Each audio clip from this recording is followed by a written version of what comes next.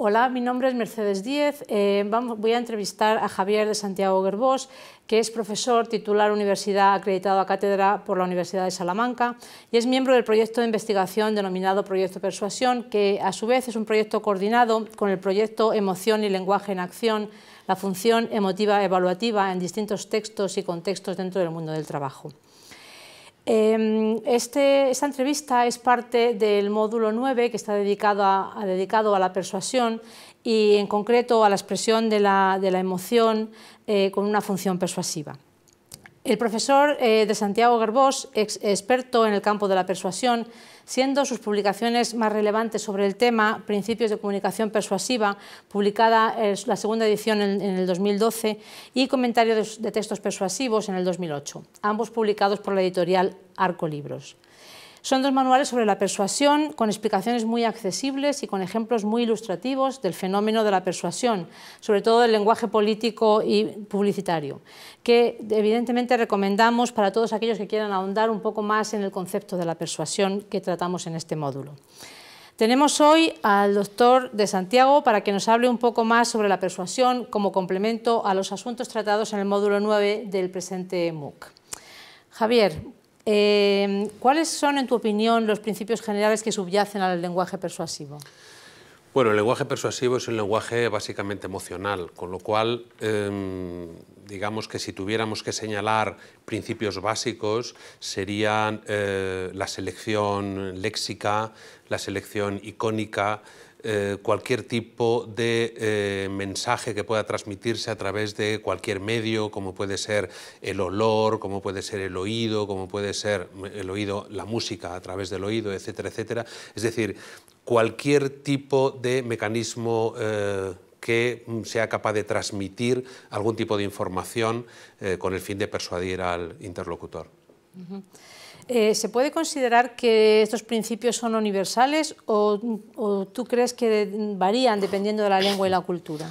Bueno, lo que es universal es la respuesta a todo este tipo de estímulos. Es decir, hay una serie de principios de comunicación persuasiva que son universales, que son básicamente respuestas psicológicas que puede tener un individuo, cualquier ser humano, ante distintos estímulos. Es decir, existen cuestiones como la incertidumbre, la previsibilidad, la economía cognitiva, la disonancia cognitiva, la reciprocidad, que son respuestas básicamente humanas y que, bueno, dependiendo de las argumentaciones que recibas por parte de tu interlocutor, pues sí puede reconocerse cómo se va a responder. Este es el quid de la cuestión. Es decir, si nosotros sabemos cómo nuestro interlocutor va a responder, podemos estimularle de la manera que podamos dirigir su respuesta. ¿Y cuáles crees tú que son los géneros persuasivos por excelencia? Bueno, el lenguaje político y el lenguaje publicitario, ¿no? Yo creo que esos dos géneros son por excelencia los géneros persuasivos.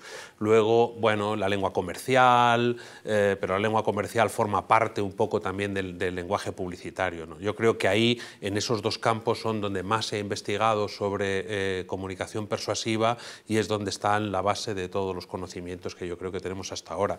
No hay que olvidar que bueno, la retórica, que es la madre de toda esta ciencia persuasiva que está en la actualidad, fue una ciencia que se creó para sistematizar básicamente las características de un lenguaje político, de una retórica deliberativa, que bueno, luego ha ido evolucionando al cabo de los años y ha ido tomando denominaciones diferentes. ¿Y tú crees que nacemos con una tendencia innata a la persuasión o es una característica que adquirimos socialmente? Bueno, yo creo que es una tendencia innata. Es cierto que en la persuasión hay, por una parte, una serie de universales persuasivos de los que ya hemos hablado y por otra parte también hay una socialización que es importante. O sea, dependiendo cómo tú seas socializado, pues interpretarás de una determinada manera unos mensajes u otros. Esto es evidente, ¿no? Luego tendrás respuestas universales. Tendrás miedo, tendrás alegría, tendrás necesidad de ser recíproco, entrarás en disonancia cognitiva y tendrás que negociar un poco, en fin, fin, todos esos elementos, ¿no?, que se introducen. Pero que la persuasión, el deseo de persuadir es algo innato, es evidente, como lo es también el deseo de obtener poder. La persuasión está directamente relacionada con el poder. Si tú persuades al otro, tienes poder sobre él.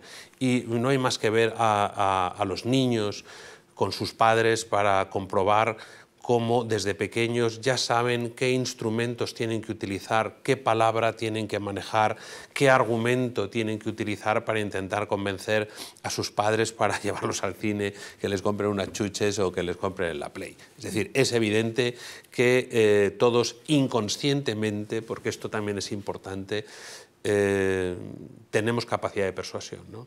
Otra cosa es que seamos plenamente conscientes de ello, otra cosa es que lo tengamos estudiado, lo tengamos sistematizado, etcétera, etcétera. Pero todos, desde tiempos inmemoriales, desde que el ser humano es ser humano, tiene capacidad de persuasión y utiliza técnicas persuasivas, aunque no sepa que las utiliza. ¿Y tú crees que a persuadir se aprende o no? Bueno, yo creo que eso también se nace. Es decir, todos conocemos el concepto de ethos, ¿no?, ese concepto retórico, aristotélico, y tú naces con esa capacidad de transmitir, con esa capacidad de comunicar, con esa capacidad de convencer. Yo creo que es difícil enseñar eso, pero también es verdad que aunque no nazcas con esa necesidad, con esa facilidad de comunicación y con ese ethos, con esa presencia, con esa forma de poder convencer, sí es posible aprender distintas técnicas para mejorar tu comunicación, sí. Pero indudablemente el gran comunicador nace y luego puede mejorar, puede pulir, etcétera, etcétera. Pero yo creo que esto es innato también. ¿Tú crees que es posible, has comentado que aprender, o sea, que los niños son persuasivos, ¿tú crees que es posible determinar a qué edad se empieza a usar esa función comunicativa? Yo creo que desde el mismo momento en que ellos aprenden a hablar, es decir, si ellos tienen un repertorio lingüístico muy limitado, pero conocen cuál es la respuesta de sus padres a cada una de esas palabras o cada una de esas miradas o cada uno de esos argumentos que ellos utilizan. O sea, yo creo que desde que el niño nace sabe perfectamente, ha controlado cuál es la respuesta de sus padres a los estímulos que él le envía. Esto no solamente sucede con los niños, sucede también con los animales. Es decir, un animal desde que es pequeño sabe perfectamente cuándo hace bien, cuándo hace mal y cuándo puede convencer a su amo para que vaya o no vaya a un sitio o haga lo que él considera. Y yo creo que en los niños, pues prácticamente desde que tienen un repertorio lingüístico muy, muy, muy pobre, incluso antes, con otras formas de comunicación, como pueden ser las miradas, tiene capacidad de persuasión y es consciente de que la tiene, ¿no? Interesante. ¿Cuáles crees tú que son los rasgos o mecanismos de persuasión más comunes o más eficaces? Bueno, hay dos técnicas, desde mi punto de vista, básicas dentro de la comunicación persuasiva. Una es la selección léxica y otra es el relato, ¿no? Es decir, por una parte la selección léxica, elegir la palabra adecuada que sea capaz de orientar la respuesta de nuestro interlocutor hacia un lado o a otro, o elegir la palabra adecuada para que nuestro interlocutor la descodifique e interprete dentro de un marco cognitivo concreto con el fin de nuevo de buscar la respuesta deseada.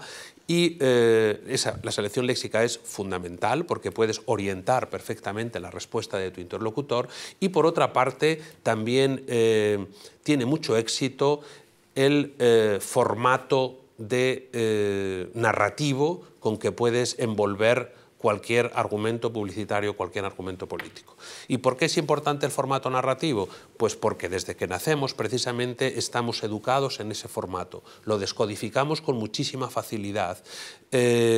Además, no solamente lo descodificamos y lo interpretamos con muchísima facilidad, sino que estamos además acostumbrados a recibir el relato pasivamente. De tal manera que la contraargumentación permanece un poco en un segundo plano y simplemente recibimos. De hecho, en publicidad y en política cada vez es más frecuente este formato narrativo, es decir, contar el relato de los hechos, la película de los hechos, además sumarle cierta epicidad a todas las cosas con el fin de que tengamos la idea de que estamos ante un espectáculo que anula en cierta manera nuestra capacidad crítica, ¿no?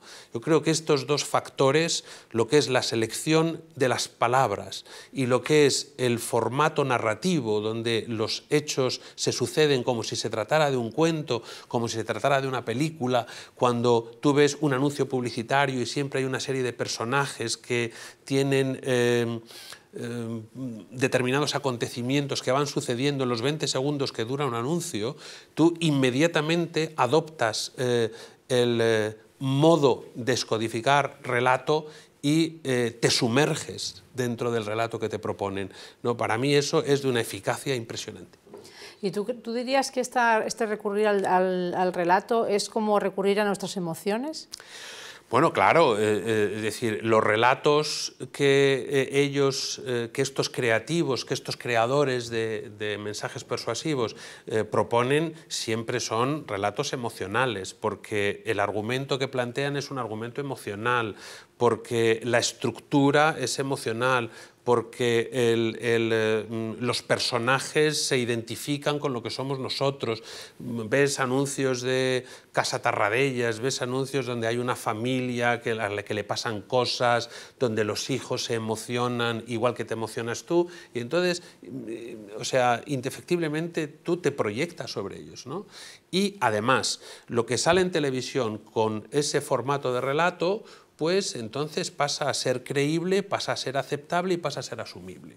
O sea, cada vez en televisión, por ejemplo en publicidad, hay más relatos televisivos en anuncios donde aparecen familias monoparentales, familias homosexuales, familias donde bueno, hay hijos de un matrimonio, hijos del otro de más allá, y todo eso se hace admisible porque lo que sale en televisión y se narra en televisión pasa a ser admitido, ¿no? Entonces, por supuesto que es un relato emocional. Además, todas las estrategias que emplea la publicidad es para que así lo sea, introduciendo música, introduciendo personajes con los que identificas, incluso personajes bellos, modelos, etcétera, etcétera, para cortar absolutamente tu contraargumentación y que quedes absolutamente obnubilado por todo ese mundo de recursos estéticos muchas veces, argumentativos otros, con el fin de que tú compres el producto que ellos te ofrecen.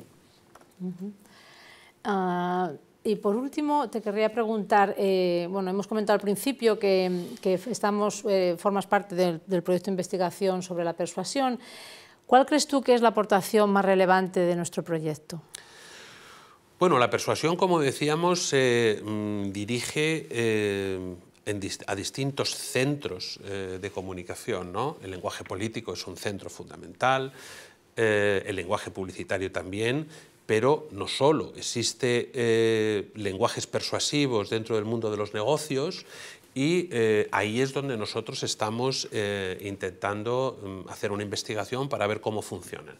Que tienen muchas cosas en común con los otros tipos de centros persuasivos, sí, pero yo creo que en el mundo laboral tiene unas características personales, con modelos de discursos como el elevator pitch, donde se produce una enorme concentración de datos en muy poco tiempo y bueno, esto nos puede ayudar también a demostrar cómo en circunstancias que no son políticas ni son publicitarias, que son más bien relaciones interpersonales, qué factores son los que ayudan a la convicción, qué elementos son los que se pueden trabajar mejor, qué argumentos son los que son más efectivos, con el fin de tener, bueno, ya digamos una taxonomía de recursos que puedes utilizar en esa situación de comunicación.